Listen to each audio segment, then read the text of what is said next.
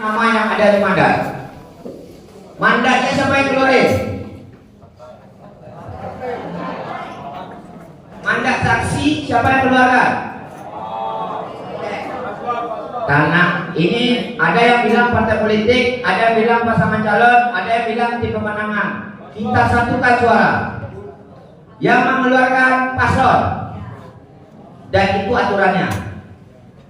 Partai politik itu untuk pemilu, pemilihan anggota legislatif. Itu partai politik yang mengeluarkan. Kalau pilkada, partai politik ini sudah melebur menjadi koalisi. Koalisi itu terbentuk paslon. Paslon itu yang mengeluarkan mandat untuk saksi. Dan itu harus berbentuk fisik.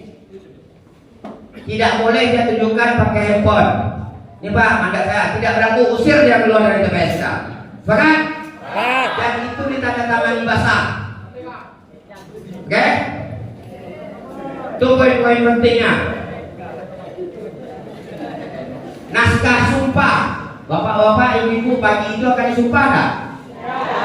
Udah tahu apa model sumpahnya? Oke, jangan nanti bawa setuju sumpah, tutup. Enggak begitu mainnya.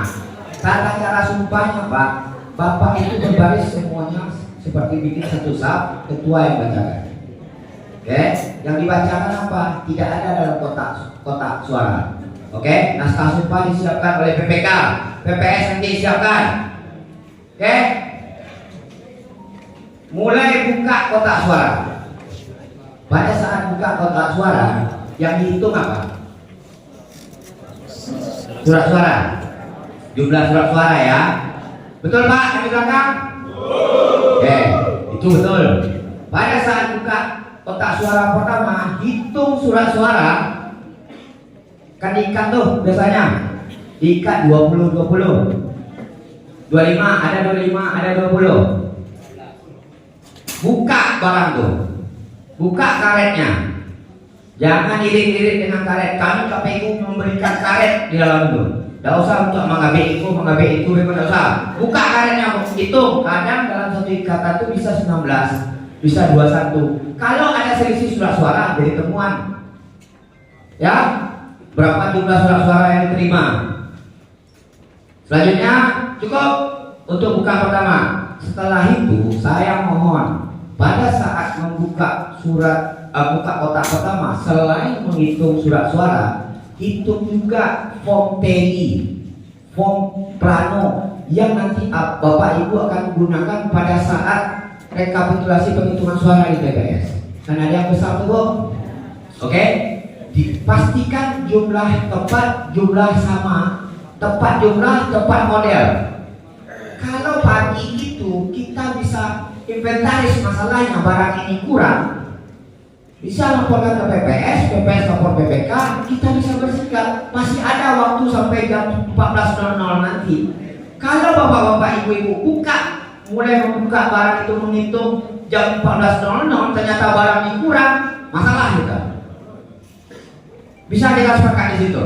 Bantu saya untuk pastikan C hasil itu yang akan ditulis itu sesuai dengan jumlah tepat, jumlah modelnya pas. Kalau ketahuannya pagi hari, kita masih bisa mengambil sikap. Tapi ketahuannya jam 14.00 nanti, pas pada saat Bapak mulai mau penghitungan, kakak kami kita mencari rekaman. Oke? Bantu saya di situ ya Pak, Bu. Dan pastikan pemilih juga, jika ada kekeliruan, nah ini sebenarnya ini, namanya manusia. Jika ada kekeliruan dalam DPT, pada saat di DPT itu dia ini laki-laki, ternyata jenis kelaminnya di situ perempuan, udah jangan diganggu gugat, karena itu sudah turunan. Jadikan aja dia perempuan hari itu, ya. Jadikan aja dia perempuan. Nanti setelah itu kita perbaiki lagi. Jangan dirubah dalam di daftar absen, semuanya jangan dirubah. Apa status dia yang di DPT itu, dia jadi itulah hari itu. Sepakat? Jangan dirubah-rubah. Ibu mau rubah, itu apa tuh laki-laki, kok di sini perempuan? Jangan diganggu gugat, ya, karena berpengaruh nanti di penghitungan surat suara. sangat berpengaruh. Dan kalau ketemu selisih itu masalah lagi. Oke. Satu lagi, kotak suara. Untuk kotak suara dalam pemilu kemarin 14 Februari, saya masih menemukan meja kotak suara itu terlalu tinggi untuk bapak-bapak yang akan buat TPS. Sampai segini, orang mau masuk aja payah. Usahakan mejanya segini lah, ya. Itu udah sama kotaknya. Jadi orang memasukkannya itu enak. Tugas KPPS berapa yang menjaga? KPPS 6. Dicarinya KPPS 6 yang tinggi. Jadi dia yang masukin nanti. Dikasih sama pemilih ini ke KPPS-nya. Dia masukin. Itu salah. Tugas KPPS 6 itu cuma mengarahkan.